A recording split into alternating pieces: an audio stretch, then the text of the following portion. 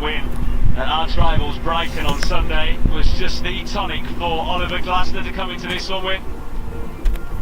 He makes his way into the technical area here.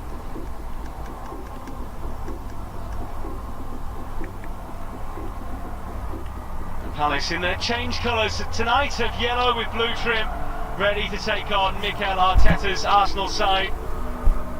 He got a little bit chirpy in his press conference yesterday when someone told him he only won the FA Cup. He chucked in a couple of community shields as well. So this is certainly a major trophy and a route into Europe as well that certainly Palace will have an eye on.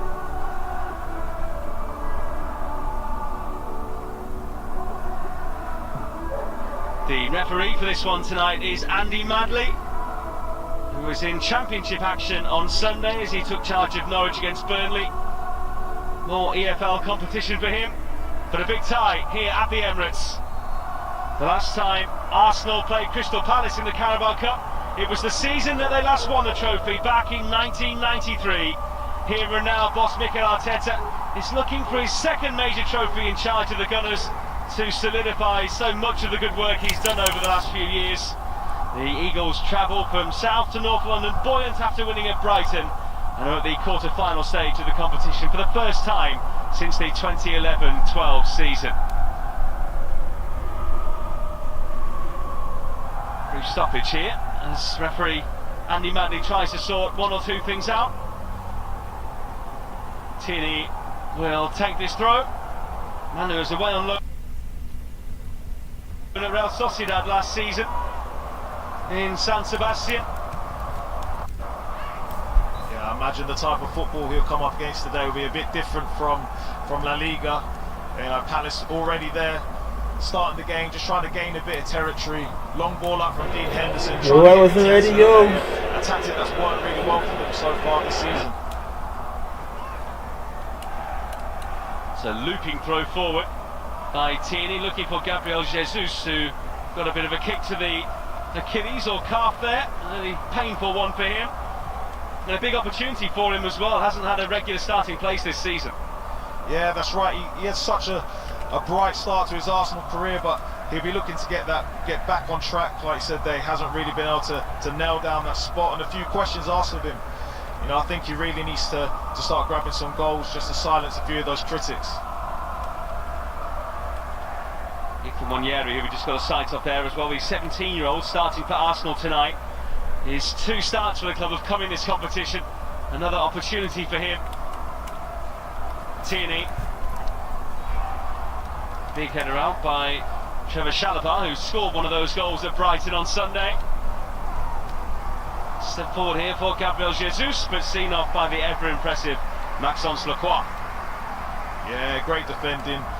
Just read the play really well there. Just got his body across Gabriel Jesus, and he's had a really good start to his Crystal Palace life. He's looking confident, looks comfortable in the centre of that 3 alongside Guéhi and Chalobah, forming a good 3 between them. Good atmosphere here, the away allocation upped in the cup competition, so Palace with just about double the amount of fans here they might have normally for a league game. As luck would have it, they actually face each other again on Saturday down at Selhurst Park, so a dress rehearsal in that sense. Yeah, good old, like a double header. Few games between each other, but they'll be putting it all on the line today, I'm sure. Long ball here, looking for Mateta, and he's through it. Jean-Philippe Mateta with an early chance, and it's an early goal as well. Just 3 minutes in, and Palace strike first. Jean-Philippe Mateta, who's come alive for the Eagles so much in the last 6 months or so, getting the better there of the Gunners' back line, and the Eagles have landed here at the Emirates. What a start for Crystal Palace, and 2 minutes after we just mentioning about just a little bit more direct play from Dean Henderson up to Mateta, something that had worked so well in the previous games, and it's just a long straight ball straight for the middle, but Mateta too strong for Kirill at the back there, just out-muscles him, then outpaces him, and he shows great composure here, just to wait for the ball to settle down, takes another touch, holds off his man, and then a lovely finish, just side puts it into the corner of the net. In Palace's first game in the competition this season, Jean-Philippe Mateta netted twice against Championship side Norwich City. But this a big step up. And as we were saying before we came on air tonight, Adrian, it's that long ball over the top that's worked for them. It has, and it's a tactic that they've employed, especially the last 7 or 8 games in the Premier League this season. It's one that's really working for them. They're opting for it. It's a great weapon to have when you can just go direct, especially when teams want to high press you up to someone like Mateta, who can cause such problems, with the ball up to him or in behind, like he showed there. He's so strong, just holds the defender off, and that's something Arsenal are going to have to cope with tonight. And an Arsenal defence breached here at home, which hasn't been normal recently. They had kept 4 successive clean sheets in all competitions here at home. But they've already let one in here tonight, and they're going to have to do it the hard way if they want to make it through to the semi-finals. Just mentioned earlier about Kieran Tierney, this will be a different type of game than he was used to last season. And I'm sure for a lot of these Arsenal lads out there tonight as well, they're going to have to get to grips with that direct play if they want to get anything out of the game. Mateta full of confidence. I'm sure he'll be wanting the same. Focus there on Jakub Kiwior, who was in that battle with Mateta and ultimately missed the ball to see the Frenchman run through on goal. Yeah, when you're up against a big man like that, someone who's bigger than you, probably stronger than you, if the ball's good, sometimes you just have to respect it, let him bring it down, rather than let him get his body across you, roll you. And just like he showed there as well, he's got the pace to get away from you, so he's going to have to adjust his game. Arsenal find a way out there through Jorginho, and a run here by Gabriel Jesus. You are going to get the better though of Marquet there.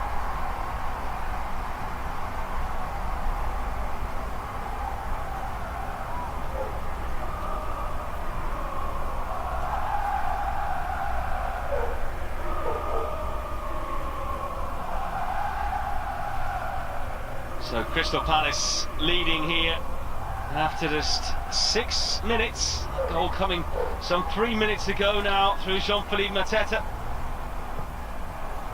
who certainly knows where the back of the net is. That's his 3rd in this competition this season. He's only got 4 in the Premier League. Here's Ismaila Sarr, their hero at the Amex on Sunday. A man who offers great pace in wide areas. Yeah, and so far Crystal Palace just look dangerous every time they've gone direct from Dean Henderson up towards Mateta, whether he's won it or not. They've always looked dangerous. You just see Ismaila Sarr there just getting in behind, and he has got the pace to really hurt him behind as well. The ball runs off the pitch, but promising sign once again for Crystal Palace. Palace have themselves here in a real position of strength. It's their fans you can hear at the other end of the stadium. Arsenal have won each of the last 4 meetings between the two sides and have given Palace some pretty sorry days here at the Emirates as well. They've scored 9 in their last 2 meetings here on this ground. Going back here is Ethan Nwaneri, the England under-19 international.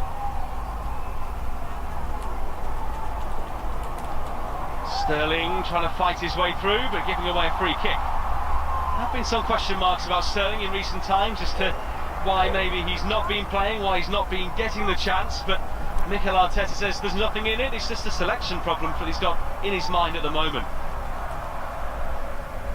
Yeah, and we're used to seeing, Raheem Sterling playing week in, week out.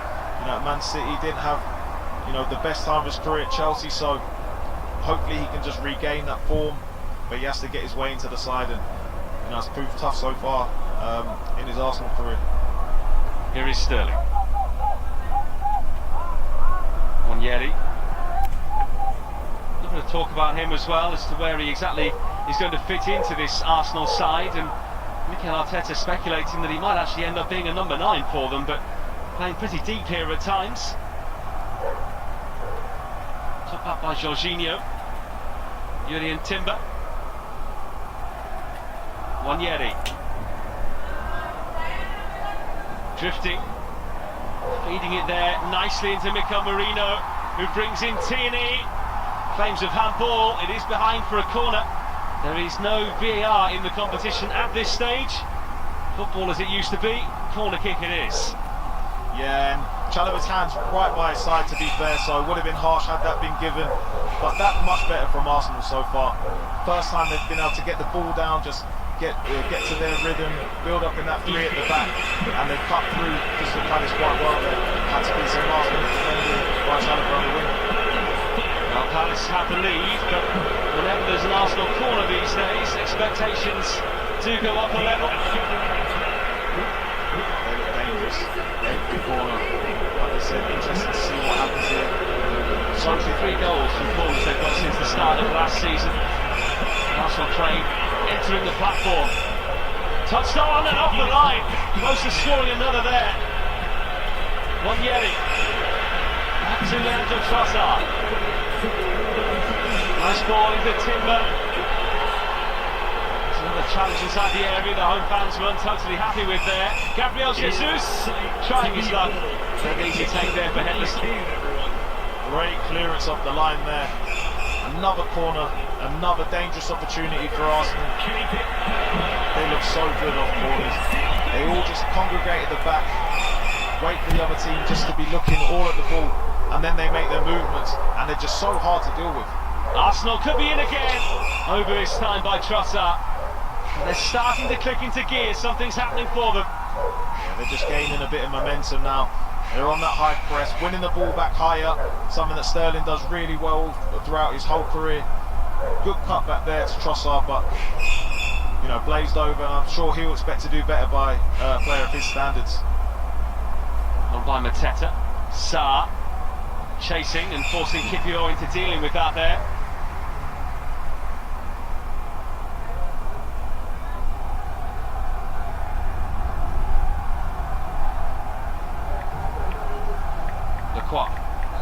Gay. Palace captain putting it straight out of play, and Mikel Arteta racing out of his technical area there to return the ball. Partey playing it right back, officially if you like. That's where he's pinned on the team sheet at least with this throw. He is, but we've seen him just roll into midfield from that right back position, just so they gain that extra man in midfield, create that little box at times. So I'm sure we'll see him do that at the moment. He's just slotting into that three, just at right side centre half when they're in the build.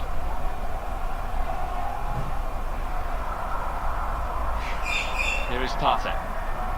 David Raya.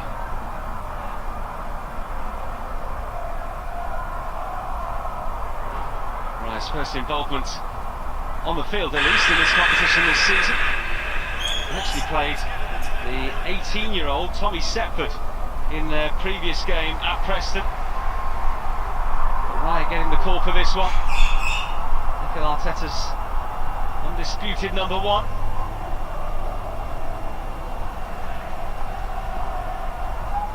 Arsenal just settling into their nice rhythm now. Not being forced to rush the ball up the pitch. You can see David didn't really want to kick the ball long, something that Palace are happier to do. They want to build through the thirds, and now they're just starting to find their rhythm, build up the pitch. Ebre Eze trying to get into his stride, but Arsenal taking the ball back off him very quickly indeed. Here's Timber. Arsenal do have an unbeaten home record here in the Premier League. They've only dropped points 3 times so far in 8 games they've played here in front of their own fans. Vicious ball there for Trossard. Lost here since they were beaten by Villa the back end of last season. It's their best run for over 7 years. It's becoming a bit of a fortress now, and you know, one thing Arsenal sides starting to look nowadays is just really resilient.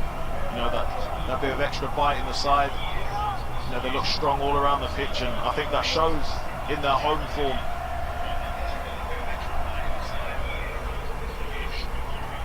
Tierney. Arsenal enjoying plenty of the ball, as you might expect, but caught very early on after a mistake at the back.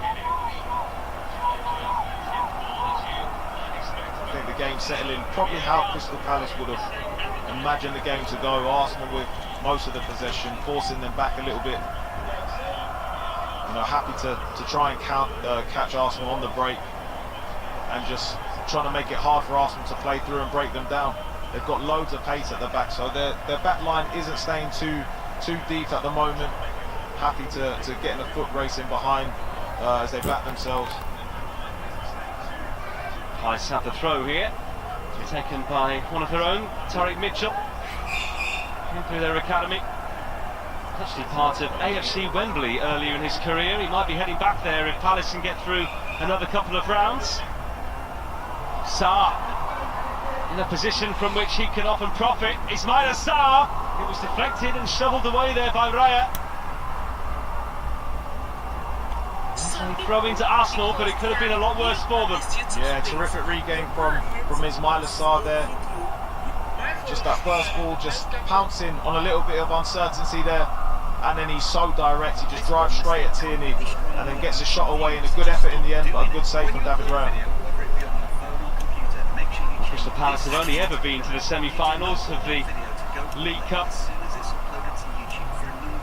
Lost in 2011-12 when they lost on penalties to Cardiff in the end, but they had already beaten Manchester United in that run. Jackie Friedman was in charge back then. He's now the sporting director. Their one-time striker. Famous Ambrose shot from about 30 yards, if I remember correctly. He doesn't let people forget it. He scored a few screamers against me in my time as well. Sterling. Raheem Sterling can't quite get the better of the Palace back line. Gay. Eze. Such a lovely player to watch wherever he's on the field. Makes things look so effortless. Yeah, he's so smooth in the way he operates. So technically gifted. Mitchell.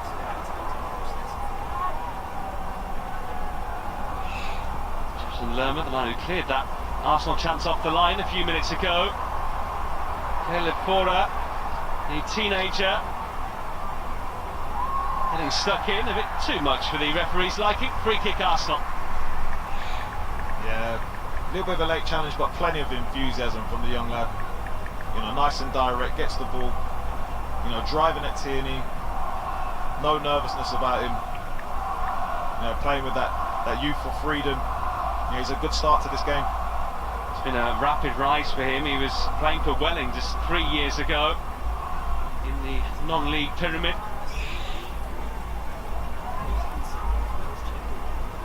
And now he's at the Emirates. That's starting very well.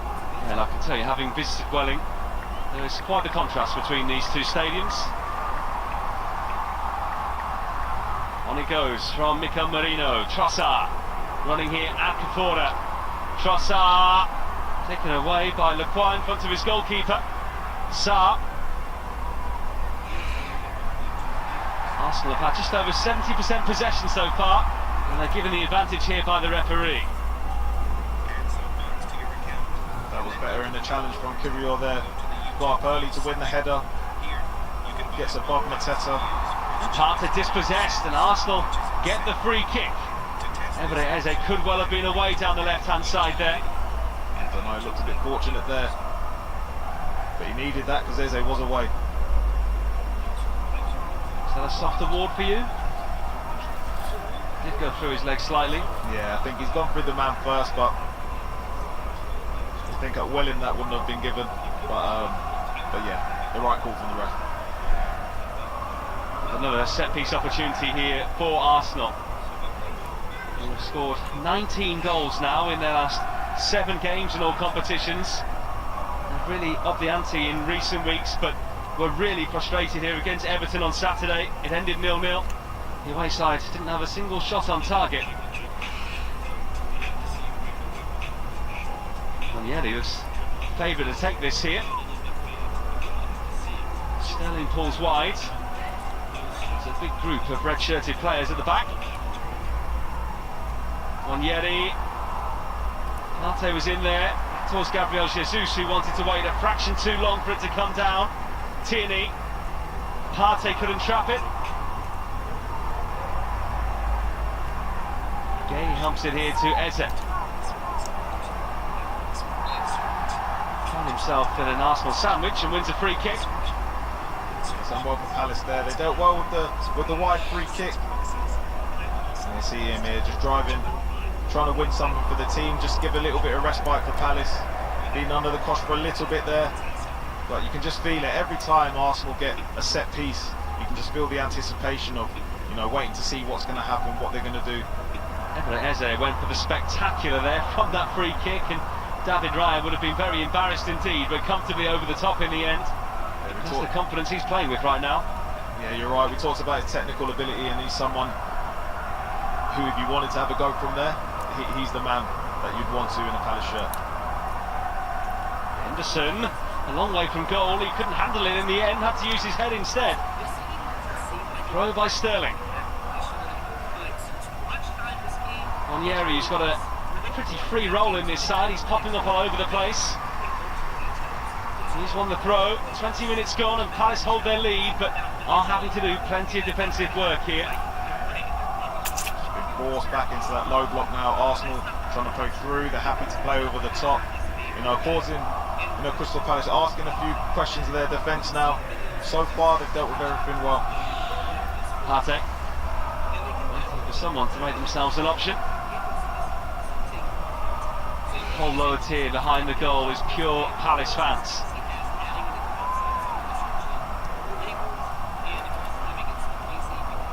It's on, it comes through to Trossard. By Sarr. Border maybe showing a bit of naivety there. Hughes trying to get his foot on the ball. Border eventually does.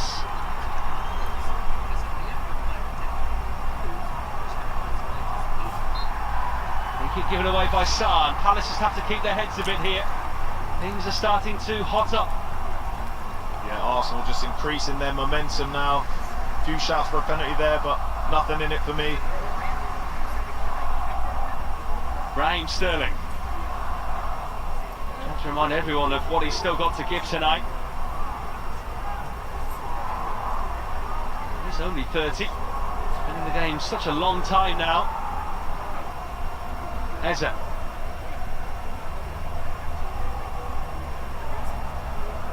Teta couldn't hold on to it.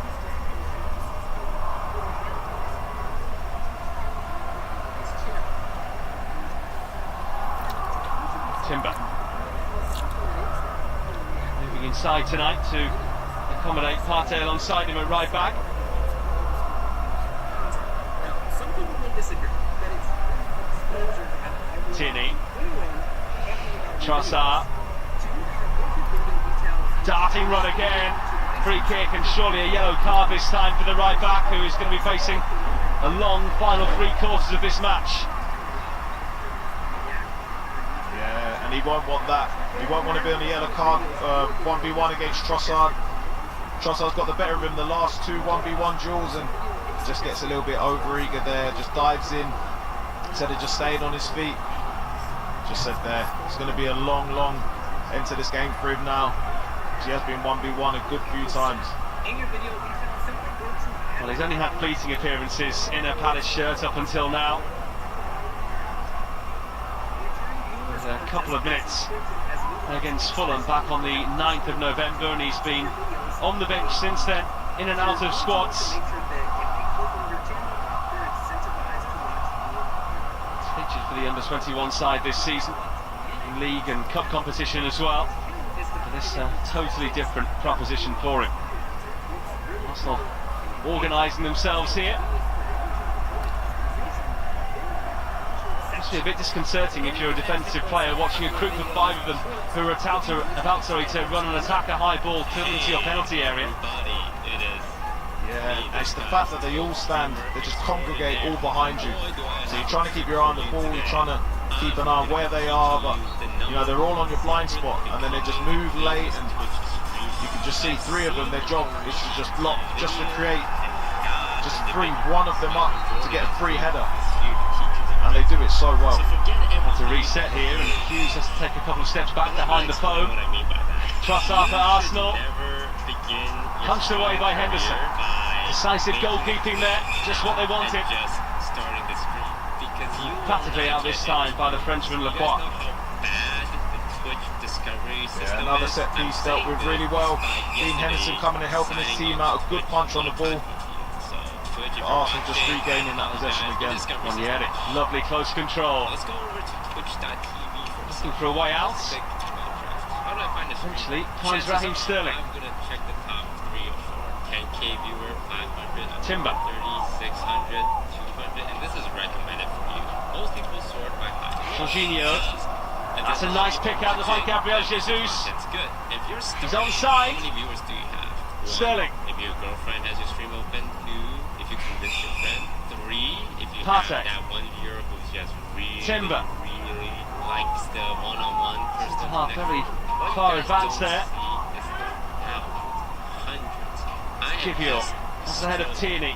hundreds, Sarr hundreds. nips in to win it for Palace. You guys do not understand just how Fans are starting to enjoy their evening here. viewers, streamers there are. Yeah, You and guys Palace don't just trying to slow it really down now. see this because Henderson, I imagine he'll take his time on this. and scroll through this. They just stop need a little bit of at the respite. It's first turning into a tap-B defence at the moment. Why do you I'm sure think Palace, if you just were prepared to play like that. They're good at playing on the counter. They've got loads of pace. But it can be a very long evening if you just penned in for the whole game. If you have no viewers, it's It's the really case of them having to just accept their role in this game at this stage. They know they're not going to be able to get more of the ball than Arsenal and just have to conserve that energy for those moments. Yeah, I don't think they would have come here expecting to pass Arsenal off the pitch, but they've come here with a game plan. Definitely worked early on. But for them, they want to just be pinned in the whole game. They want to be able to catch Arsenal on the counter and regain the ball when they can and get a few passes in. But Arsenal at the moment, they're not letting them get any sort of rhythm to try and get up the pitch at the moment. They're Yo, regaining scrap, really where you well, scrap? Arsenal, and just forcing Palace back. Scrap.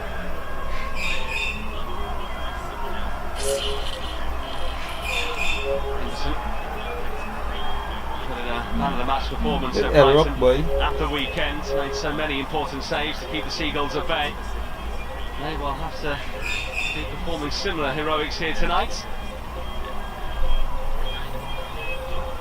And so far his game's been about good starting positions, helping out the back ball when the ball's gone over his head, or clearing set pieces, but he's dealt with that really well so far. I don't really talk about them when it comes to streaming because most streamers stream off. It's like 90% of streamers stream off PC.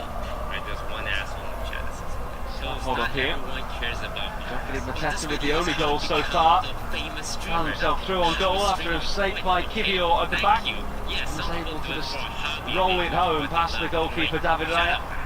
Let's go back to Fortnite. This isn't to illustrate like, oh look, they have no Hughes. views. It's more just there is Fan favourite among the Palace fans who were concerned when he went off at the weekend, and the way Glasner was speaking as well was that he might not make the game tonight, but he starts.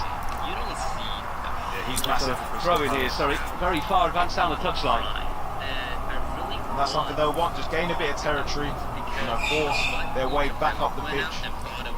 They'll take that throw in there. A little bit of respite as well. But you mentioned Will Hughes early on there. He's been terrific for Palace this season. Especially the second half of that first half of the season, where he's been largely starting. He's the engine room in there.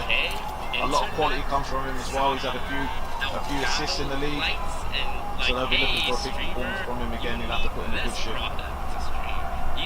Well, Mikel Arteta is going to be celebrating 5 years in charge on Friday. Only Thomas Frank of Brentford, Pep Guardiola of Manchester City, and Simon Weaver, long-time coach of Harrogate in League Two, having been in charge since 2009, have been in charge longer than the Spaniard in the top 4 tiers of English football.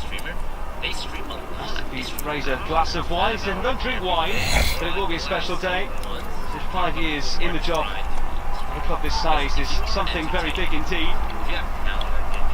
Something else, some of his stars get warm for the first time tonight. Bukayo Saka and William Saliba. If you're spending all your time and money doing a strategy, Two massive players for them, but that won't get you. he just mentioned how long Arteta's been in the job, and such is the nature of the beast these days. You don't get long in the job, but what he's managed to do in the period of time that he's had point out He's really, one, put his stamp on this side. And, they're a real competitive side for the league. And this Timber. is the most straightforward Easiest pass way, used. but I would say the hardest. Because there's a lot of good players in every Jorginho. Fortnite, Valorant, CSGO, League of Legends, Apex Players Legends. who've If you're switched like the Chelsea in the west for Arsenal in the north in recent years. 10 player, you can't have an audience because Trossard. people love watching God games. Timmy, Gabriel AC, Jesus God, going down and winning a free kick there. Lacroix got a bit too tight for the referee's liking. Yeah, great play by Jesus there. Winning a free kick on the edge of the box. This is a real dangerous situation for Arsenal now. Great ball in from Trossard, but like you mentioned there, Lacroix just gets a little bit too tight, sticks out a leg, and you're always in danger when you just dangle a leg, and you've got good players like Jesus who can buy fouls. Well, plenty standing over the ball here. Certainly suit the right footer. Jorginho going to try and stand in front of goalkeeper Henderson just to put him off a bit here. Yeah, I'm intrigued to see what the set piece coaches come up with here, or if someone's just going to hit a direct shot at Henderson. That's a Partey. dangerous position. Partey as well as Sterling and Trossard standing over this. Trossard is suggesting here he might shift it. Try and paint a slightly different angle. Looks like Sterling fancies this more than most.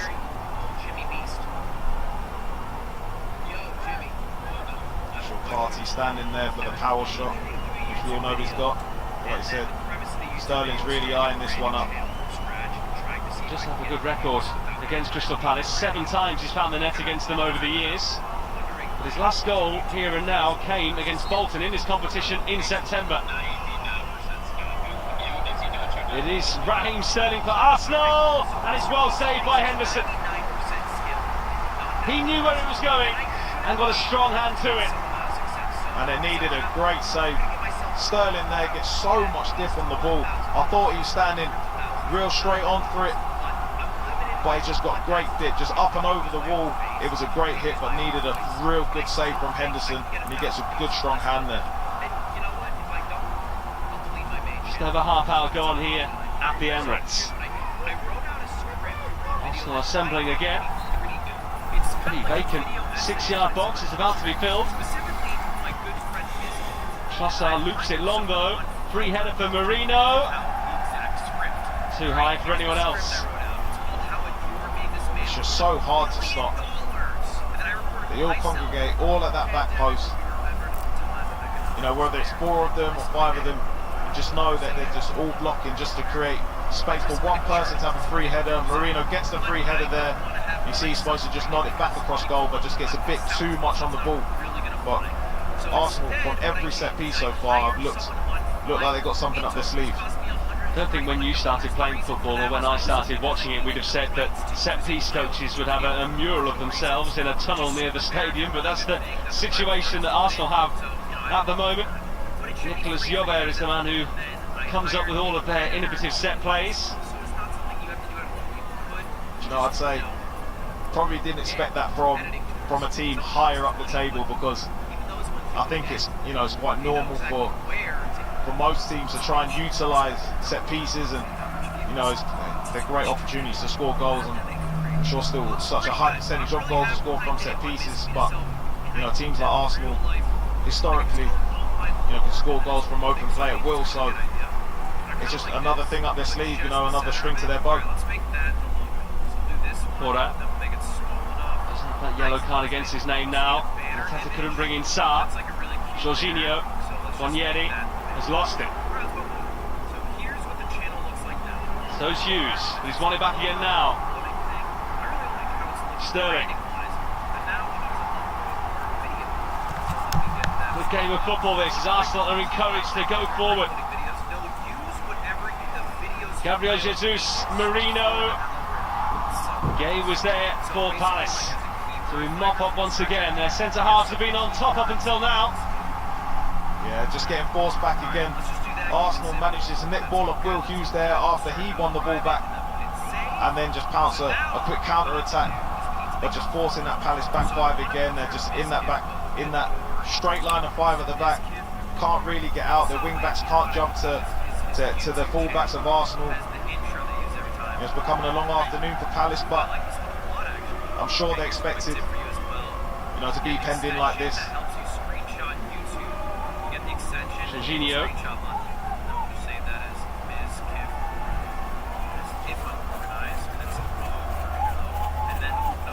Palace putting in some real hard graft. It'll be interesting to see whether they can keep this up for the full 90 minutes. What subs will be made to try and keep it fresh. Marino gets the nod on. Gay there. Lerma. Chalobah.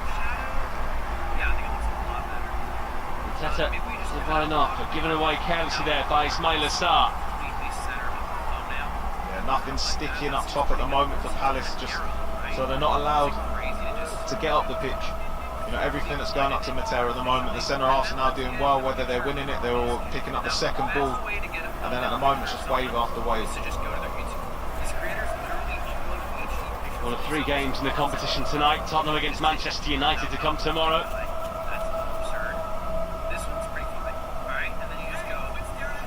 Some heavyweight clashes at this stage of the tournament.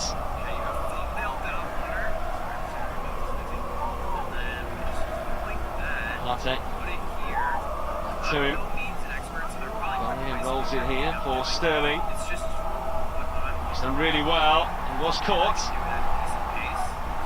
Timber looking to restart things quickly. Lerma was standing on the ball. I think Arsenal saying why a yellow card hasn't been shown here because they wanted to get on with things. Palace is using all the little tricks in the book, just trying to slow the game down as you would do. You're a goal up away at Arsenal. Just want to slow the game down, take your time, take the sting out of it. Every time Sterling gets the ball, there's at least 2 players on him. He's finding it hard to wriggle out and get faced 1v1 against anyone at the moment. Trossard's had a couple of occasions on the other side, but since then hasn't had that occasion either. Palace doing really well in their low to mid block. Ball looking for Trossard, who wasn't quite sure whether it was going to drop over his right or left shoulder. The 2-time winners of the League Cup come forward again. Winners in '87 against Liverpool. They also beat Sheffield Wednesday in 1993 by the same scoreline of 2-1. There've been 3 finals since then and have lost each time against Chelsea, Birmingham and Manchester City. First off, have to negotiate this tie, which isn't going their way. Balls in like that from Thomas Partey aren't going to help their cause. It's not, but I think patience is the name of the game for Arsenal at the moment. And as we just look back at this, the goal from Mateta, he's not even looking at the ball, he knows where it's going, gets a good strong arm on the defender there, and it really is a great finish, holding off defender trying to get back at you, waiting for the ball to settle and just slotting it away. That's a man full of confidence and in form.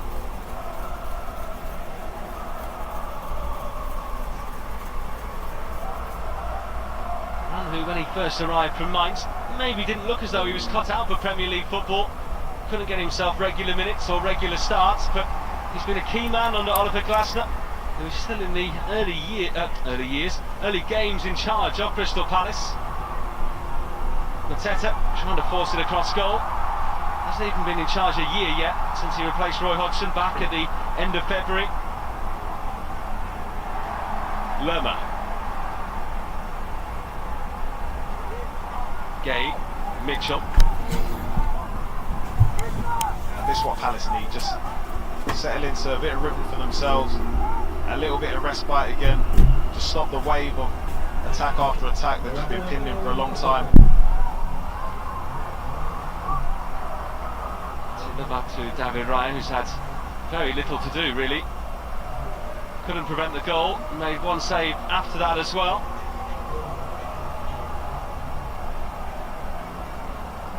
He's been watching upfield, hoping that his teammates can do the business at the other end. Partey. They've looked comfortable, Arsenal, after scoring that goal. were a little bit flustered for a couple of minutes, but they've settled into their rhythm. But they are proving it hard. You know, it's hard to break down Palace at the moment, just in that back line of 5, 4 in front. You know, 5-4-1 it's a tough one to break down, especially when they're doubling up on your wide men. They've been able to get through a couple of times. They have looked dangerous on set pieces. But I think this game will be about, can they have the patience, keep moving the ball, trying to tire out Palace so they can create a gap, you know, someone to switch off, so then they can get through. Monieri. Sterling forcing the reset. Partey. A bit of a roar from the Arsenal fans who just want their side to turn the screw a bit here. Lerma, nice reverse looking for Mateta, who didn't put his foot on the ball, as it always does. Lacroix. Hughes. He's just happy to keep things nice and basic here. Lerma, Hughes. Eze. Lerma poking one down the line and gets plenty on it as well. Try and bring in Mitchell. Raheem Sterling on defensive duty. He eventually wins the free kick, and Mitchell mightily angered there that he's given that one away. Yeah, Sterling does brilliant there, just tracks Mitchell all the way, gets his body in between him and the ball. You know, real, you know, good wing play from Sterling there, just helping out defending. It's been a frustrating evening so far for Sterling. Hasn't really had, you know, much one-on-one opportunities. Every time he gets it, you know, he's getting doubled up. You know, working back there, that's not the afternoon, that's not the evening that he would have had in his mind, but he has to put in the work for the team. Trossard trying to find a way past Porter, who he's had a good battle with tonight.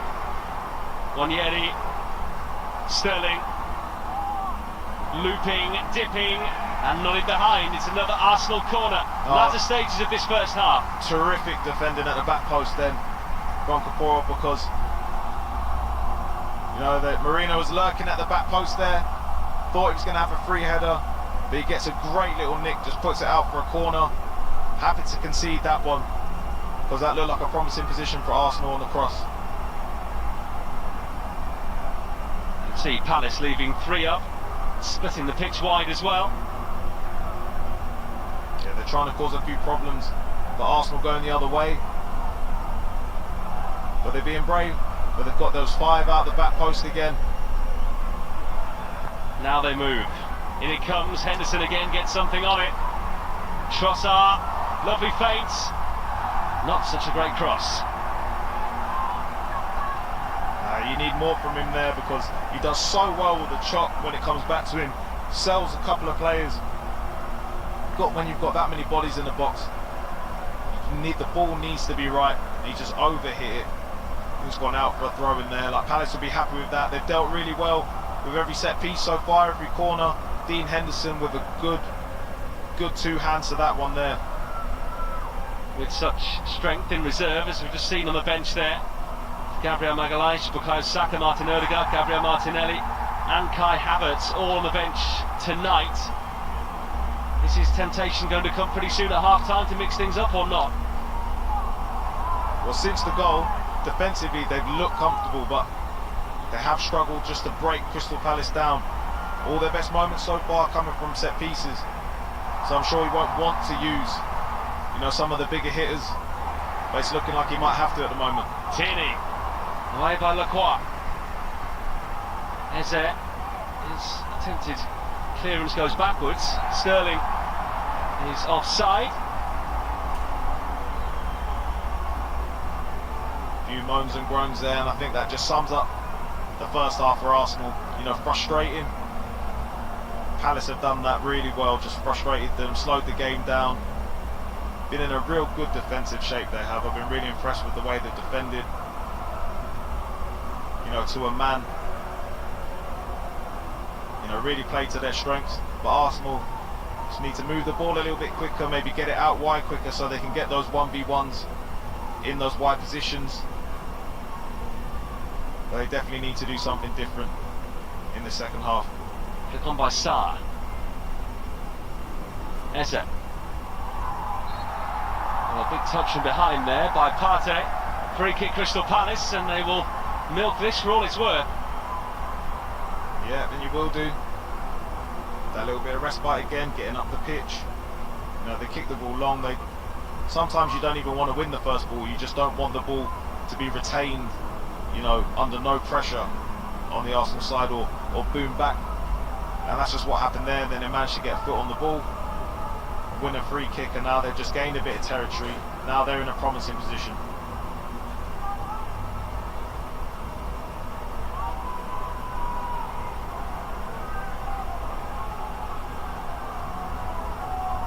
Eze. Looks like he might take this here for Crystal Palace. Well, he's been involved in 7 goals in his last 5 League Cup appearances. He's either scored or assisted every 38 minutes that he's played. Looks like he's going to have a go here. It is Emre Eze, who hits it straight into Onyeri. It's going to have to be something exceptional from that distance. David Raya comes a long way and makes it his, and looks to dispatch straight away. Chossar was hoping it would carry, but it didn't. To added time we go, and Jean-Philippe Mateta has done really well. Mateta, oh, the back heel didn't quite run for Sarr. Here come Arsenal, last chance of this first half. Marino. Gabriel Jesus wide.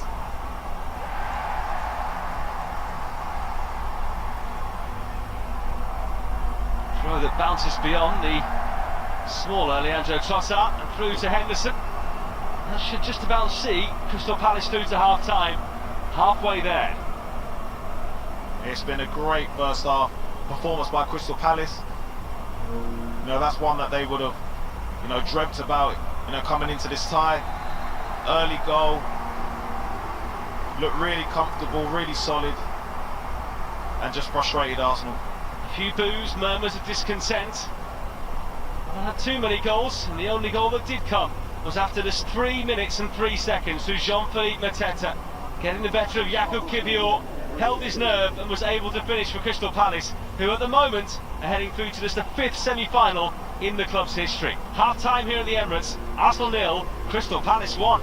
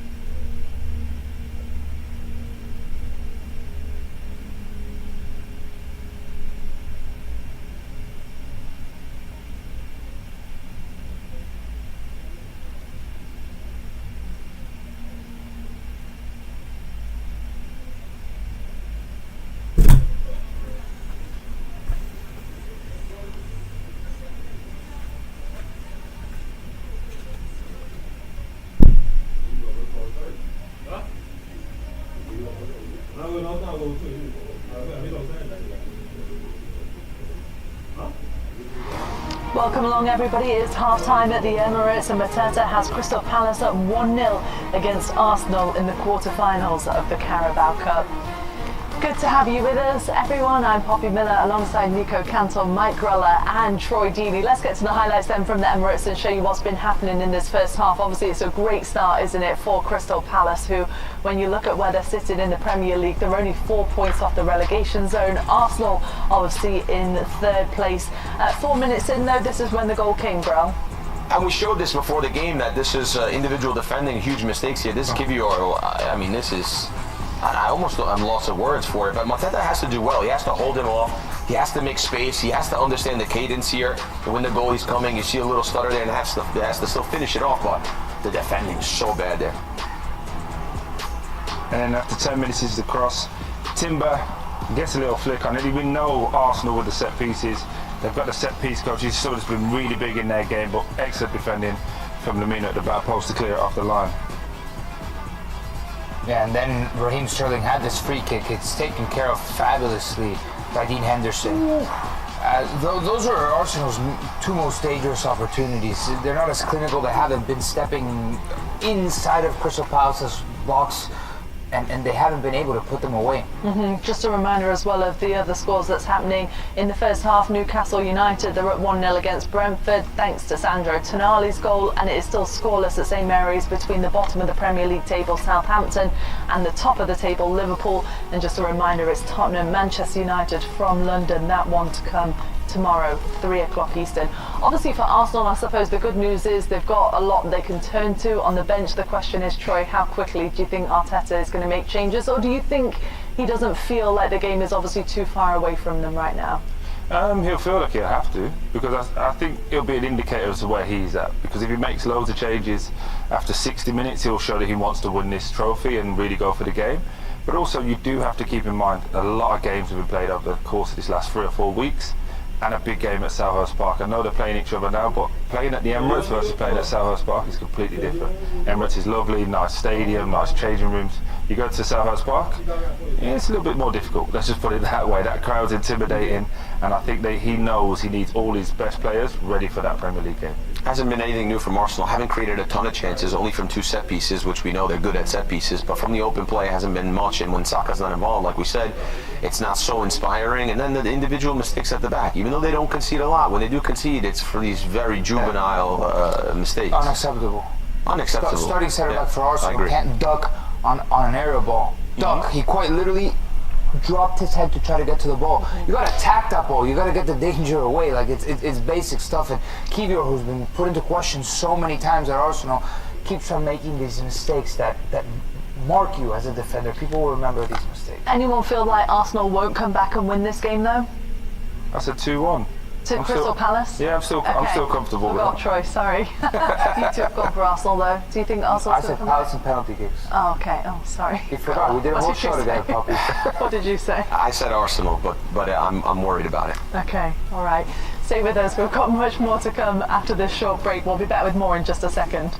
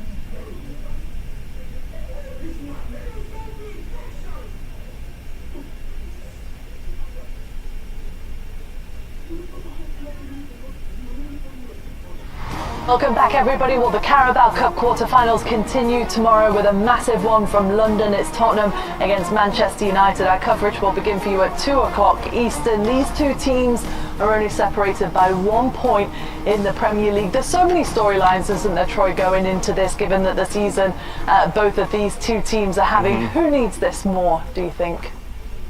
Tottenham, in my opinion. They need it more just because Man United are in a rebuild. New manager. They've had a bad couple of years. Just feels like they're turning the tide. Spurs, the manager's killed himself really by saying he wins something in his second year at a team that never wins anything. So, has he put all his chips in this competition, because they are, of course, in the Europa League as well? Is this a more doable one for them? I think both of them are doable, but I feel like this is the one that's the most achievable right now. It's the one you can see the finish line very quickly. So, yeah, in the league it's been like one good game. Every time you think, right, they beat Man City, go and kick on.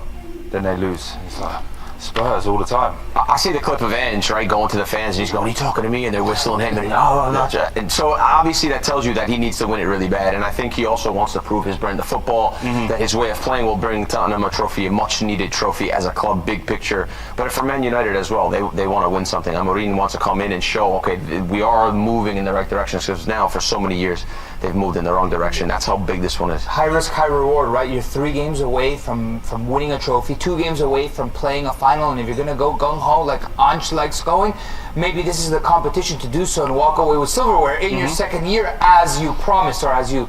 He didn't promise. Let's be clear. He stated that he wins trophy in the next year. Yeah, okay. Well, it's going to be a great game, isn't it? We've got that to look forward to tomorrow, but stay with us. We've got more to come for you after this short break.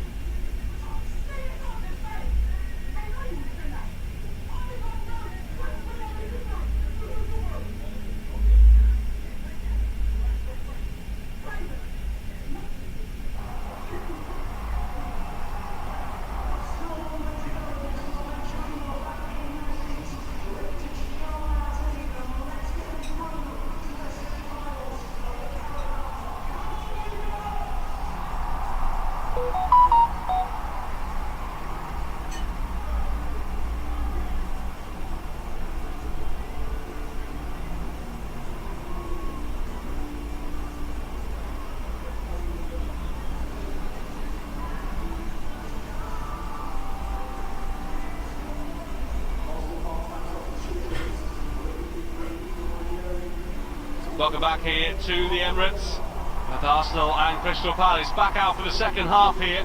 The home side with work to do. It is Crystal Palace that lead by a goal to nil at the break, thanks to Jean-Philippe Mateta's goal as early as the 4th minute. But Arsenal making changes ahead of the second half. Martin Odegaard has been called for and has taken on the captain's armband once again. He's been introduced, and they've given themselves a bit more stability at the back as well, with William Saliba introduced. What do you make of those changes, Adrian Mariappa? Yeah, and it's just to solve those two problems that Arsenal were having from the first half, really. So to deal with the long balls that Crystal Palace deal with Mateta, and then secondly to try and unlock that Crystal Palace defence, because they're just sat in that 5-4-1, being really hard to break down. So Odegaard, they're hoping to just find those keys just to unlock the door. The change for Crystal Palace as well at the break. They have sent on Nathaniel Klein for the second half. Confirmation that Thomas Partey's been taken off, so Timber goes over to right back, Saliba in the middle, and Wanyeri also withdrawn. Odegaard comes in. I'm sure Klein coming on will just be to protect Kapora, because being on a yellow card, you know, if he's against him, you'll be targeting him. So I'm sure this will be to protect him, so they can just keep 11 players on the pitch. So they're probably expecting another tough half, and they'll need everyone. The rain continuing to fall here, as you can see. It's a very slick surface out there. Arsenal had much of the possession and the majority of the chances in the first half, but can that be translated into goals in this second half? Only 45 minutes to go. If it is level at the end of the 90, we go straight to penalties in this competition.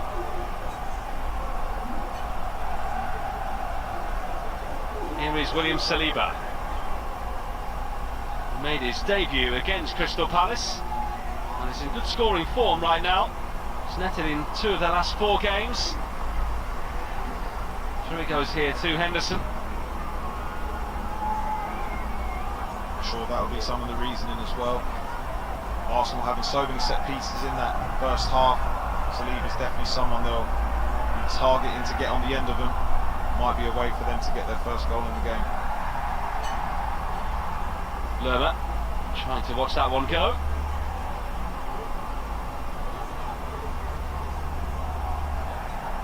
Arsenal are undoubtedly going to get frustrated at times in this second half. They need to make sure they keep their cool in this situation. There was only 1 yellow card in the first half, but it was for Fora, who's now departed the scene.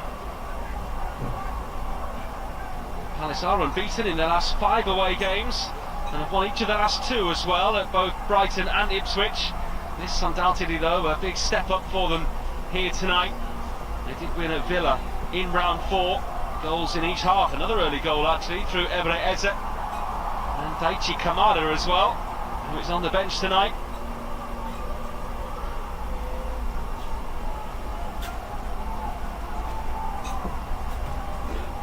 Palace's last win here in this stadium was in April 2019, when Christian Benteke, Wilfred Zaha and James MacArthur all scored.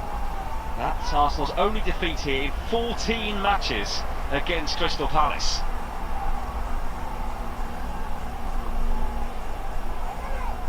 It's a good record that for Arsenal.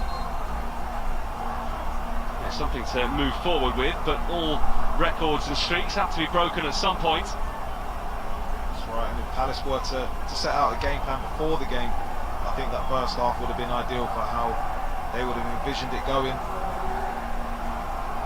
And they're already just starting to, trying to frustrate Arsenal again in the second half. Carrying on from how they finished the first half.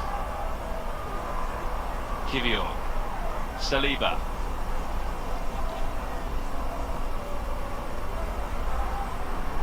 Trust and faith kept in Kivior despite his mistake in that first half. Marino, Palace going after Arsenal a bit here, but Hughes got stuck into Marino. It's a free kick here to the Gunners. As he does, Will Hughes, just putting his foot in there. Always sets the tempo and the press for Crystal Palace on that midfield. Real driving force for them. For Kivior, just having Saliba next to him just might calm a few nerves, having his presence there. After that mistake for the first goal, he did start to deal better with the long balls himself. He's dealt with a couple in this start of this second half really well. What Palace would do here for a second goal to give them a very plump cushion here in North London. Klein bounces off the standing foot there of Hughes, whose contract is due to expire at the end of the season. He will be able to talk to other clubs in January.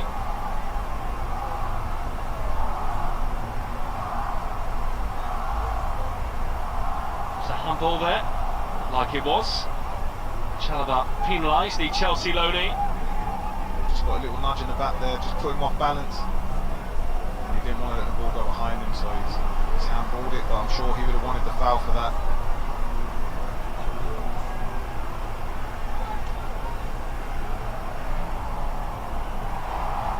Arsenal with a chance here through Tierney. Great ball across, it's got to go in, surely no! And off the frame of the goal by Sterling. Denied by Henderson. And inexplicably he's missed from just a couple of yards. Here come Arsenal again. Trossard shoveled away by Henderson. And Palace just holding on in there. Odegaard, he's lost it now. And here's Lerma. Eze. The replays of that chance, double chance it was, will be extraordinary, I'm sure. Marino. Mikel Marino! Arsenal knocking on the door, but at the moment they can't find a way through. What a chance for Raheem Sterling here. It's great crisp play to get through the first from Arsenal. A whipped-in ball from Tierney on the floor. It's a great save from Dean Henderson on the first one, but Sterling will be kicking himself on this next one here. He has to hit the target, bobbles up a little bit before he can get contact with it. But from that distance there, a player of Sterling's quality, he should be putting that back in the back of the net. Here come Arsenal again. Playing with good pace here. Palace though had bodies in the crucial areas between Gay and Mitchell. They did enough. It is though an Arsenal throw. Rain coming down even heavier now. Slip through, great chance. They're trying to walk it home here, Arsenal, and the home fans getting frustrated. They've definitely upped the tempo of their passing though. They're cutting through Crystal Palace now, getting the ball wider. There's not as many people to beat. They're starting to look really dangerous here.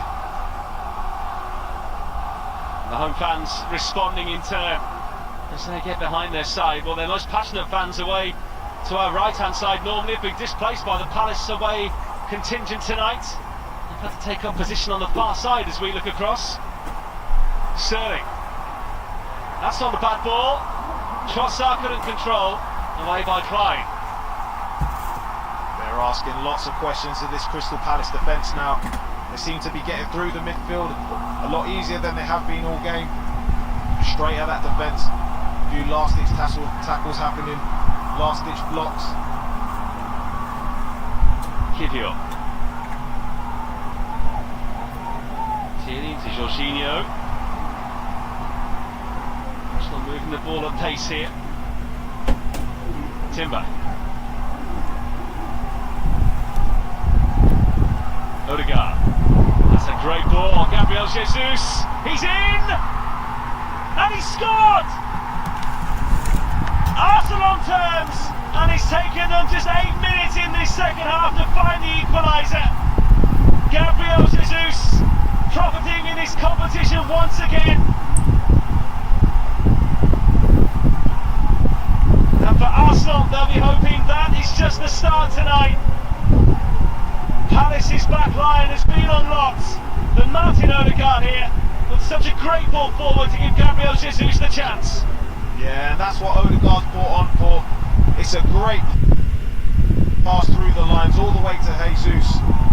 He takes a great touch. Chalobah just dives in. He rides a tackle and and it's a great finish, just dinks it over Henderson, and that's a way to answer the critics. We mentioned before, you want to grab a couple of goals just to quiet a few people, and it's a great finish. Henderson beaten, couldn't do anything about that one, but Odegaard's definitely made a difference in this, in this second half, just punching the ball through the lines. Saliba passing the ball a lot quicker. There's a lot of a crisper play about Arsenal's play now, and they're cutting through that midfield, which they weren't able to in the first half. It was such a delicate dink over the goalkeeper. I wasn't quite sure whether it would have enough to go over the line, but it did. And Arsenal now are feeling a lot more positive about things again. Timber, Sterling.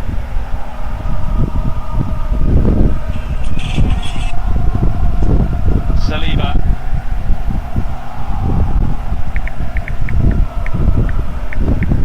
Kivior. David Ryan acting as the sweeper in between the two of them.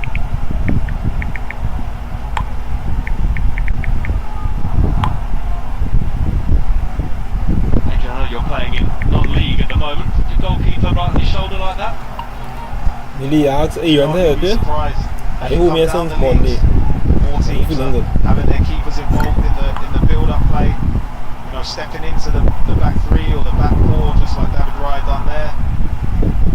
Some good coaches going all the way down the levels now, trying to coach these principles into their teams, because you gain an extra player, especially if the keeper's comfortable on the ball, allows you to build through the third with a bit more patience, but a bit more control. If you can do it like Arsenal do there, you get up the pitch, you can pin the other team back. I mean, you've got good players like Odegaard in there and Jorginho to thread the ball through the lines. You can get that team straight at their back four. Arsenal hold the ball and continue. Jorginho. Gabriel Jesus. Too quickly there, and the ball wasn't accurate either. Jean-Philippe Mateta, I think, started to get a bit frustrated with the role that he has to play in this side. He's been starved of anything in the second half. First half he was dealing with, at times, a few scraps, but balls were coming up to him. He was able to get on a few and make a few stick, bring others into play, but hasn't had any service in the second half. The whole Palace side having to really dig in here. Arsenal looking to turn this one around. Odegaard, Timber. Odegaard, Timber. That's great play. Trossard though, only helping so far. Sterling couldn't get his foot on it. Arsenal have been knocked out by a fellow Premier League side in the last 8 seasons in the League Cup. The Gunners have lost 8 of their last 11 home matches in this competition against Premier League teams, but as things stand, the direction of travel is very much with the Gunners. But here come Crystal Palace. Eze. Mitchell joining on the outside. Sarr couldn't get there in time. Tierney out. Gabriel Jesus trying to turn too quickly. Chalobah. Hughes. Eze.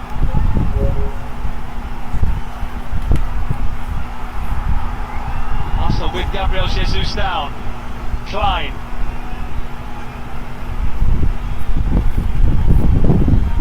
Hughes. Palace just taking their time here because they have the extra man. Wildly over in the end by Maxence Lacroix. Yeah, the Arsenal fans not happy that they haven't kicked the ball out of play, but Palace haven't been in that final third too often in the second half, so they were wanting to make that bit of pressure, that bit of play count. Wanting a shot on goal. There's going to be a return here for Eddie Nketiah, an Arsenal player of 9 years until the summer. 38 times he found the net for the Gunners.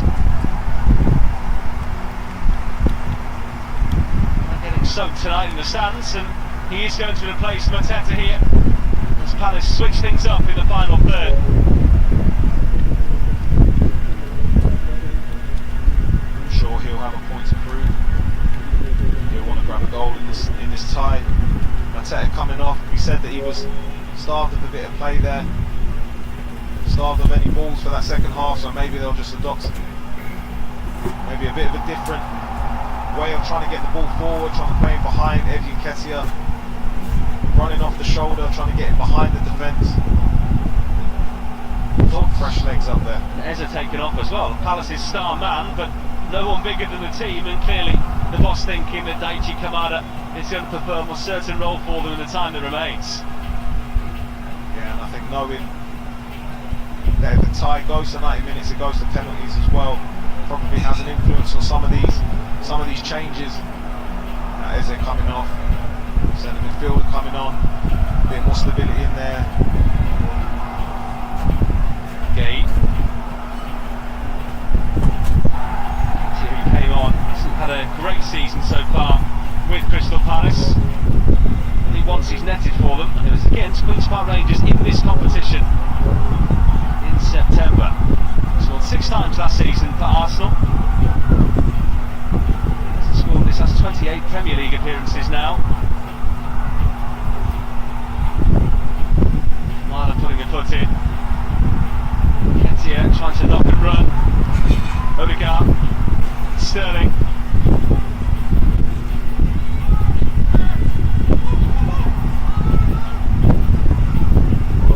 Sterling trying to discover some of that magic of old, but it hasn't really happened for him tonight.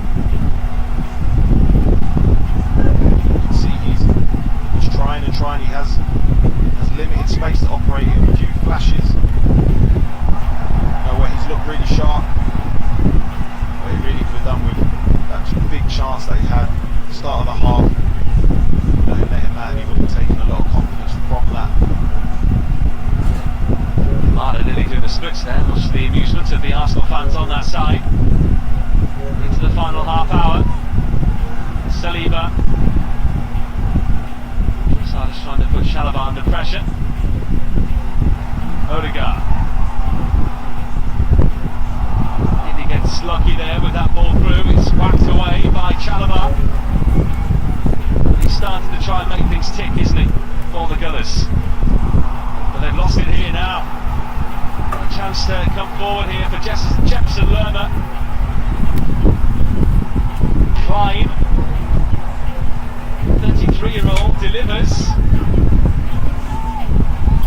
Kamada, great awareness and confidence. Lerma, he's going to go for it here.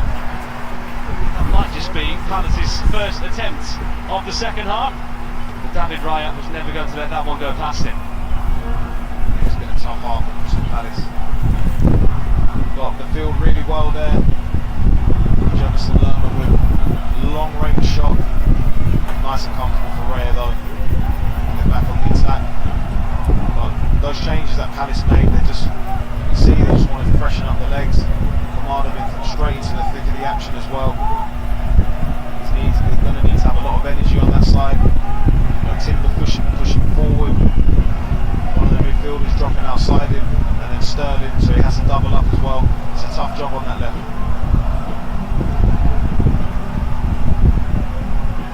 Arsenal bidding to reach the semi-finals, as they did in 2022, before losing to Jurgen Klopp's Liverpool 2-0 on aggregate. It's the only time they've got that far since losing the final against Manchester City back in 2018. Odegaard. Trossard. He's been probing all evening. Gabriel Jesus setting brilliantly! To the side netting it goes via the hand there of Henderson. He's suddenly really looking in the mood. He's really come to life. This is a great play through the legs of Will Hughes there from Trossard. It's a terrific turn. Just rolls it with his studs, Jesus. Tries to stab it home. Good save in the end. Don't think Henderson knew too much about it, but all stems from Odegaard earlier on. There's only one thing on his mind when he gets the ball. He just wants to play the ball forward. He plays it, plays the ball forward with such care, and that the team just away on the attack. But he's made such a big difference in this second half.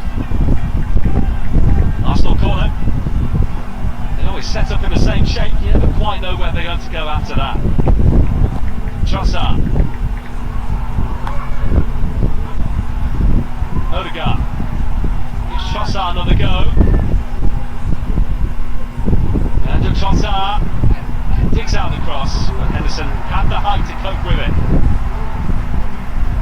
Terrific take from Henderson. They've dealt well with those corners in this game, Crystal Palace.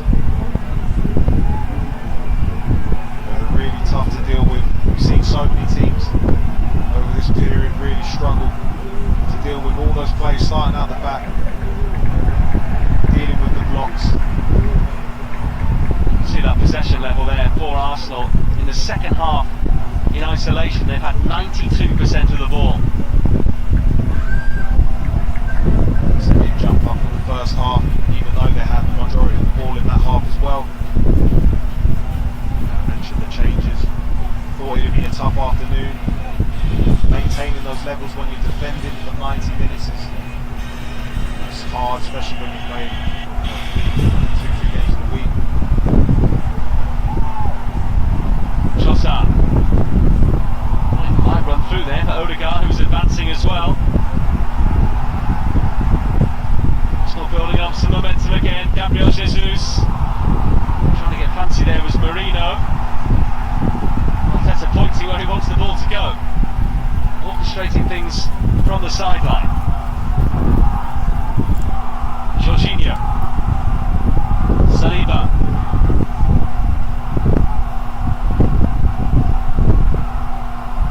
Arsenal waiting for that moment. It's going to be a long 25 minutes or so for Crystal Palace here. At the moment there's no obvious way for them to try and stem the flow. Gay's header. Lerma battling. High boots. The referee saw nothing wrong with it. Lerma going in again.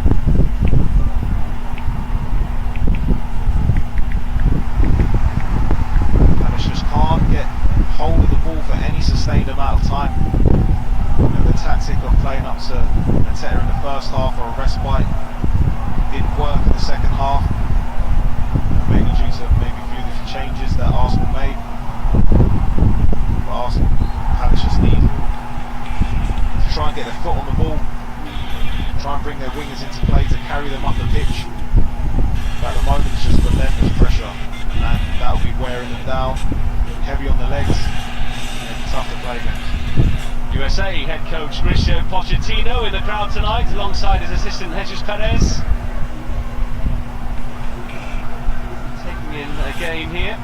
Josh Richards, USA international on the bench for Palace tonight. I'm not sure if he got some duff info and thought maybe that he was starting, but you wouldn't expect him to get much, if any, game time here tonight. Maybe it's just part of an extended UK tour.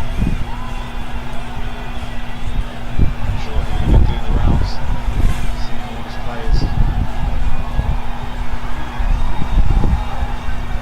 Mitchell trying to cross. Assistant coach Jesus Perez was at the Bournemouth West Ham game at the Vitality on Monday night.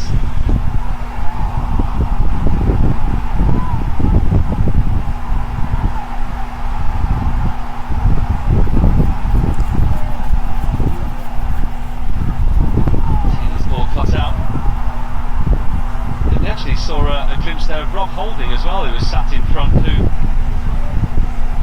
isn't involved at the moment with Crystal Palace.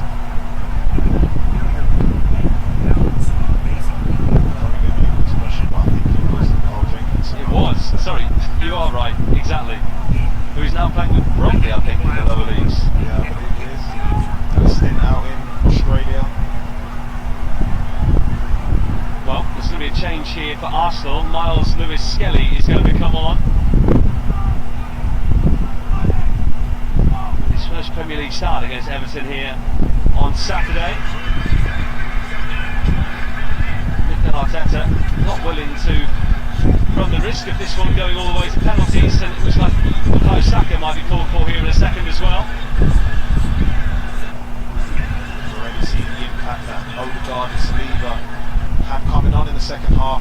Sometimes just having your big players there, it raises the level of everyone around you, and you can see just the way that Arsenal passed the ball in the second half. So much crisper, so much more purpose. I'm sure Saka bringing his quality on the pitch as well, but what that will do to the rest of the team, raising them as well. Minutes in the bag for Kieran Tierney on his return. Injured his hamstring at Euro 2024 with Scotland in the summer, and That's Sterling off as well. Not a night to remember for him. It might yet be for Bukayo Saka. Yeah, Sterling, tough night, but he'll be kicking himself with those couple of chances there. Back end of the game now, Crystal Palace getting tired. The game might open up a little bit more as well. You know, Saka coming on, something you don't want to see as a Crystal Palace player. Just trying to see out the game. They haven't been able to get a foothold in the second half. Imagine they're just trying to see it out. Hope for maybe an opportunity on the break. Otherwise, try and take this to penalties. Just over 20 minutes remaining here at the Emirates, and as Adrian was just saying, this one at the moment is going to go to penalties unless we get a winner.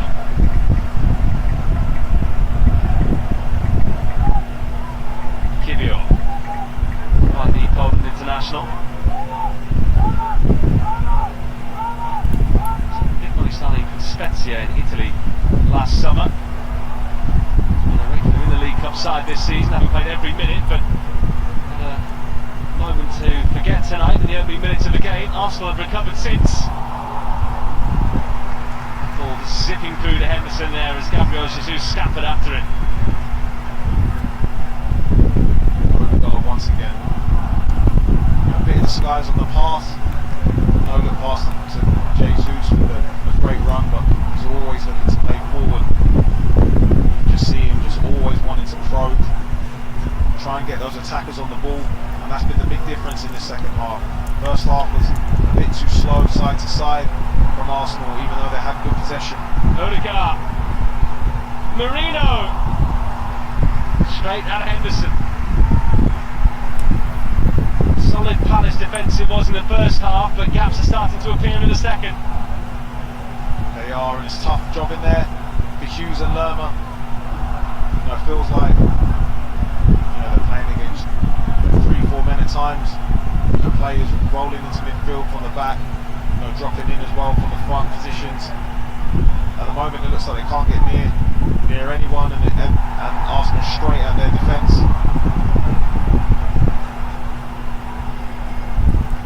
So free kick here to the home side. Now there by Nketiah as he thrust his arm into the neck of Kiwior. Hasn't really had a kick since he's come on. It's been tough for Nketiah, but he's on the pitch, for a bit of energy, hoping maybe for one glimpse. Try and run about. Can you get your team up the pitch? If you can get the ball in behind, to drive the pitch, the team on. That's what you're there for. Saliba.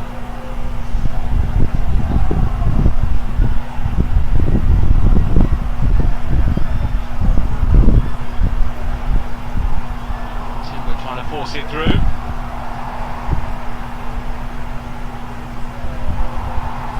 That's nice. Gabriel Jesus with a chance and another goal! Arsenal have turned it around! A double from the Brazilian, who's really enjoying his night tonight. As are the Gunners fans, it is they at the moment who are heading through to the semi-finals. And it's that man again. We said before the game, can he grab a goal just to silence some of the critics? He's been questioned over this period, hasn't been able to nail down the starting position, but as a number 9, this is what you want. There's no VAR today, even though it looks like his shoulder may have been off. He's timed it well, gets in behind, and there's only one thought on his mind. It's a great finish, just smashes it low and hard across Henderson. Henderson's had a good game, but hasn't been able to get near the 2 finishes. Just too much power in the shot. But once again, I've got to bring it back to Odegaard. He starts off this move. He's been a real difference this second half. The 4 players have been able to get the ball in 1v1 situations, get the ball in behind just because he drove the tempo. As soon as he gets on the ball, he's playing in, he's playing in behind. He's trying to look forward. He's bringing others into play. The 10th League Cup goal of his career, and perhaps a pivotal one here tonight at the Emirates. It's now on Crystal Palace to try and force an unlikely equaliser. you say that given how little of the ball they've had since half-time. Arsenal in complete control. Patience has really paid off for Arsenal in the second half. They moved the ball really quick. Palace just haven't been able to get anywhere near them. They win a free kick here. This is the kind of situation they are surely going to have to make the most of if they are to force something from this match now. 15 minutes left now. They need to make the most of any set piece they have. Now they may as well just go for it. Go for it they might. It's a game that's raced by up until now. Third goal of it from the South American.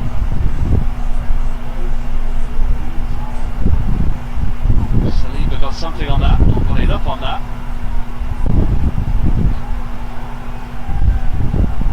And again, and turning here is Ismail Assar, right the way across goal. Who knows where that ball was going? Palace out of nowhere, and a bit of a chance for an equaliser. It's a great touch from Ismail Assar. Touched it across his body. Lures in Marino as well. Takes it past him, flashed it across the goal. Good bit of defending needed from Arsenal there. But Palace just coming to life a bit. You can sense they know they've got limited time now. They may as well just have a go. Try and get themselves back in the game. Want to be travelling 6,000 Palace fans. Hughes delivers from the corner. Klein lets it bounce. It may be a bad decision to do so because Saka is flying past Kamada. Saka. Japanese did really well.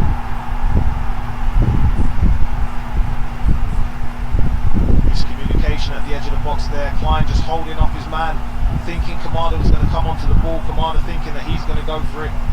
Saka just pounced, gets away from Kamada, but he recovers really well in the end. The great tackle.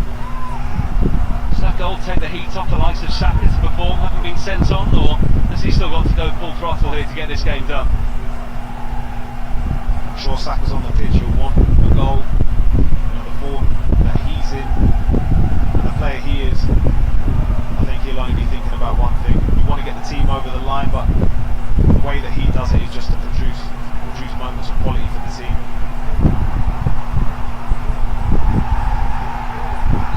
Giving a free kick here to Crystal Palace. We've got the scoring started so early in this game. It's been Arsenal's match since then. They now lead, but Palace having a bit of a spell from set-piece situations. Since that goal, Palace have just had a few set pieces in a row, just allowing them just to build a little bit of momentum in the game. They could have done with this at 1-0, just to relieve some pressure, but they're gaining what they need now.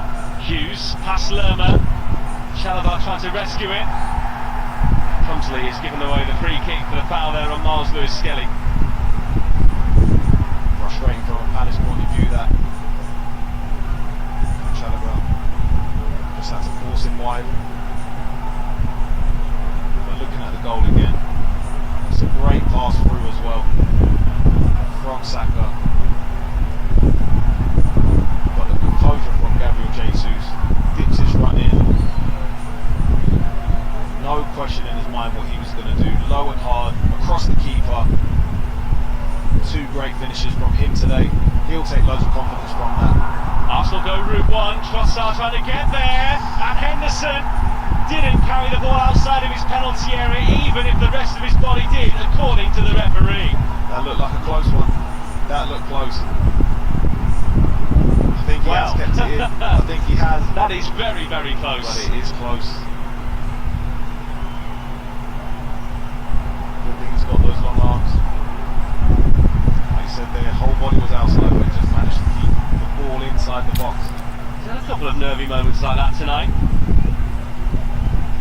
Well, I think when the defensive line, pushes up because they've got pace, the keeper has to be willing to come out and sweep at times, and he's been willing to do that.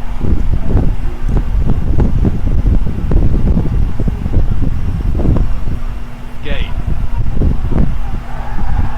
Well, he was heavily linked with a move away from the club in the summer to Newcastle United, but didn't happen for him in the end. very shortly for Crystal Palace, with Justin Devaney getting warm and ready.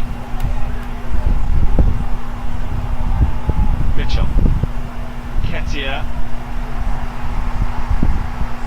Saliba saw him off. Now the change here that will see the withdrawal of Will Hughes, like for like in the middle of the park. Energy, he's put a big shift today. I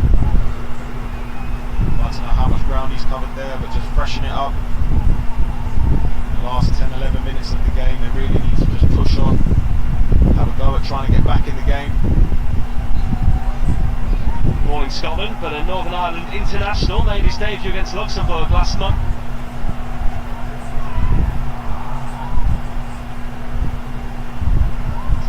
Score away against Aston Villa in the league last month as well. It's been a whirlwind time for him. Arsenal could be through here to secure their place in the final four, and Gabriel Jesus has a hat-trick. He stepped up when his side have needed him tonight, and Arsenal now surely going through to the last four of the Carabao Cup. Sensational play again, once again. Odegaard with a great pass through. Just spots Jesus on the halfway line. He looks free of anyone marking him. Palace pushing people forward, trying to get back in the game, putting the game at risk, thinking we may as well just go for it now to try and get back into it. But Jesus just a free on the halfway line, runs through, has to have great composure again. But he's just clear of anyone. But he's got the pace just to keep going, clear of anyone. Henderson comes out again, but it's a great finish, just hits it across his body, side puts it this time, into the side netting, and it looks like the game is done. Lovely finesse on that finish there from Gabriel Jesus. He has scored a hat-trick in this competition before, netted a treble in a demolition job at Burton Albion in a 9-0 victory way back when for Manchester City. 3 goals here in the space of 27 minutes. Palace will be disappointed with that goal. The way they've defended today and the shift that they've put in to allow Jesus just to be free, running him on goal from the halfway line is uncharacteristic for the way they've defended today. But Arsenal this second half, they've really turned the screw. Everything's come through Odegaard with the forward runs, the quality of finishing. They've really just turned that notch up. Having those big plays in, everyone else has stepped up this second half. Well, hat-tricks don't come around too often. It's Gabriel Jesus' first domestically since a 5-1 win against Watford for Manchester City some 2.5 years ago.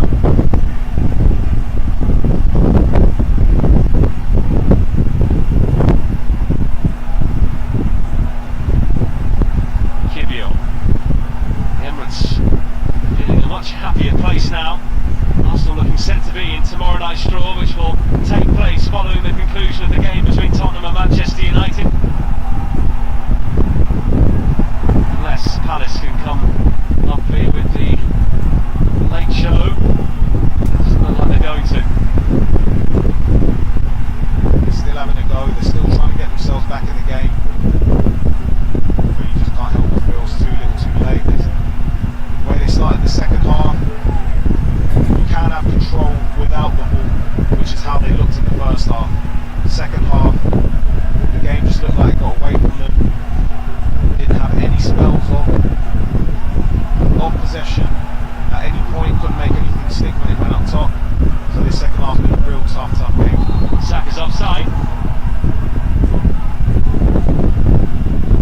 Gabriel Jesus did actually score 4 goals in that game against Watford.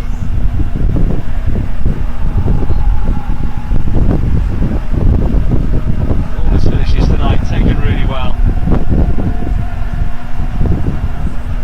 See what a vibrant place the Emirates is these days. The fans have certainly been through it here over the years. Certainly moving up at the moment, Arsenal. Their fans hoping they're still going to be in a Premier League title race come the new year with the likes of Liverpool and Chelsea as well.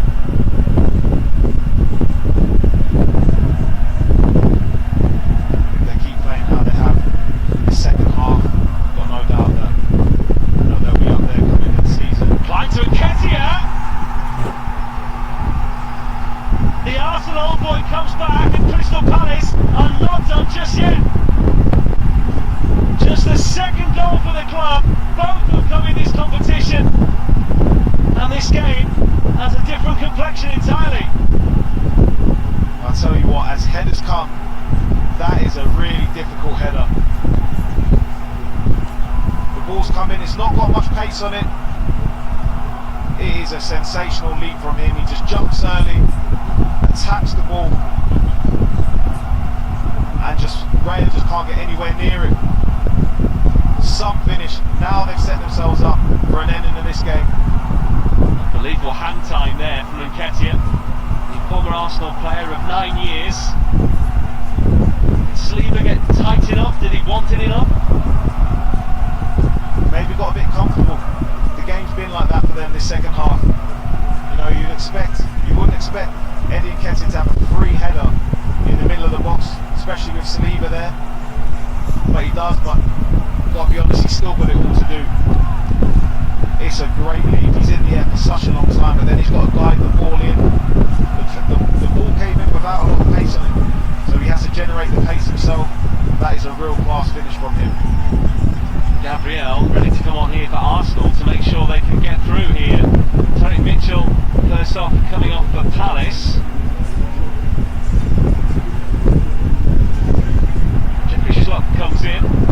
Maybe someone with a bit more attacking impetus down that left hand side. Have to roll the dice for this last few minutes. Gabriel coming on to try and shore it up next to Saliba. They'll be disappointed with that goal. Palace have barely had an effort on goal since half time. Nketiah made the most of his chance there.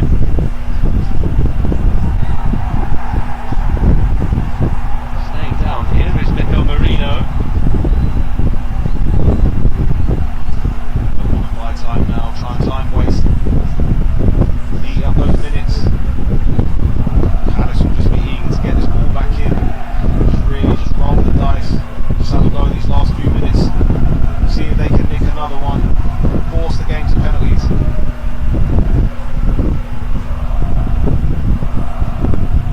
Lewis Skelly.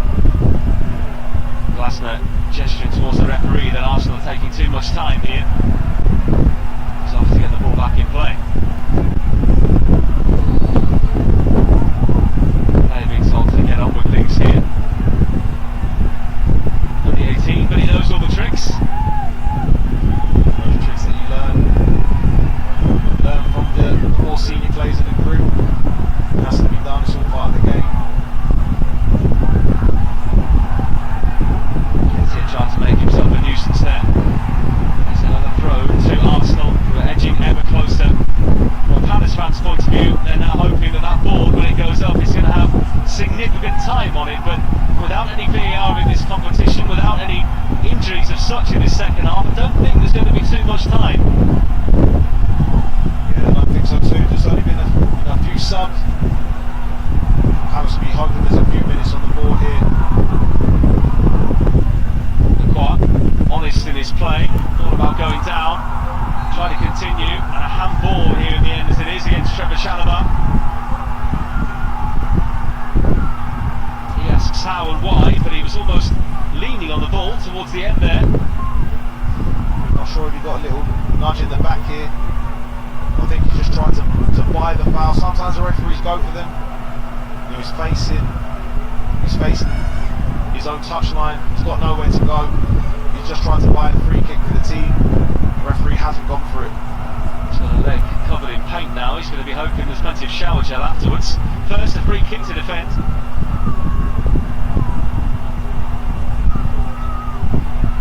Gabriel Jesus, very much a hat-trick hero tonight for Arsenal. Already going towards the corner. Still a minute to go of normal time, let alone added. Deveni. Palace now trying to get the ball forward quickly, and it falls here for Kamara.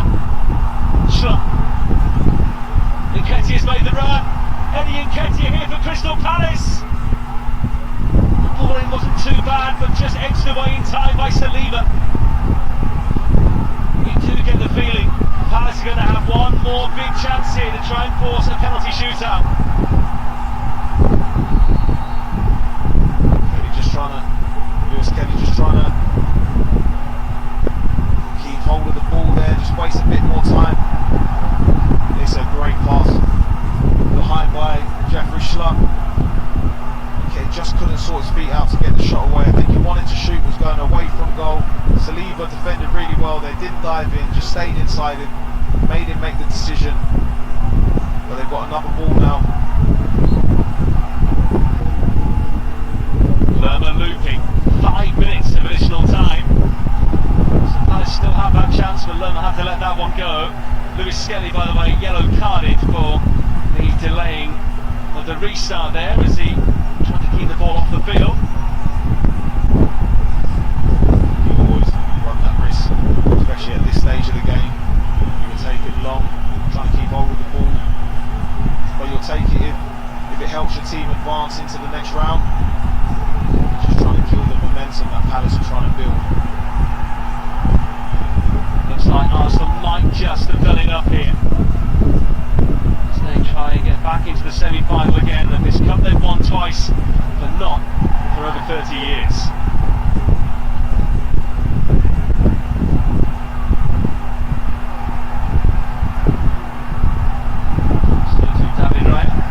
Perhaps a little strange they've not had more success. They've done so well, of course, in the FA Cup in the last 20 years or so.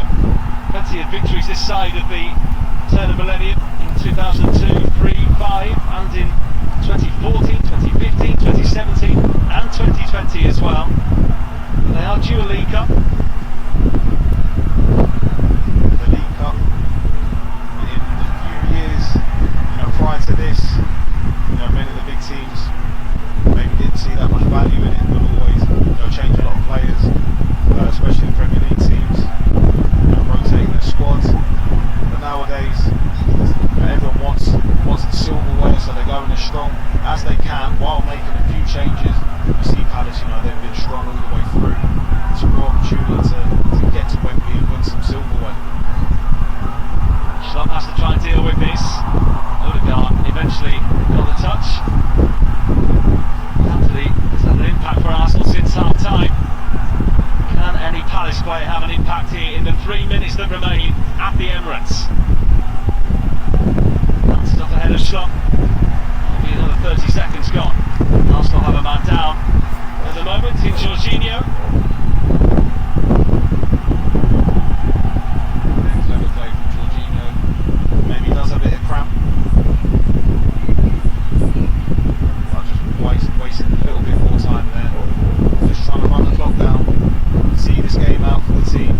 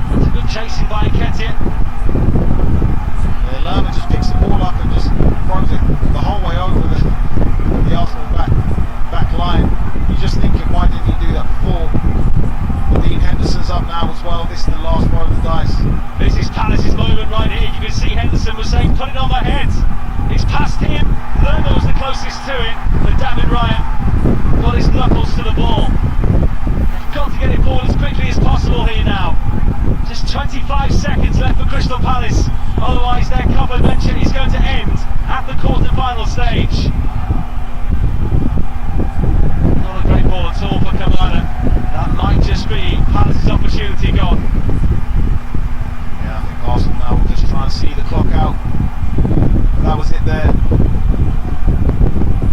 Great punch away from David Raya. When your team's under that little bit of pressure, you just need someone just to come up front. It was a great punch away from all the pressure. Allowed Arsenal to get up the pitch. Arsenal in the semi-finals once again. They made hard work of it in the end, but Mikel Arteta's side march on. They've scored plenty of goals in this competition this season, and all three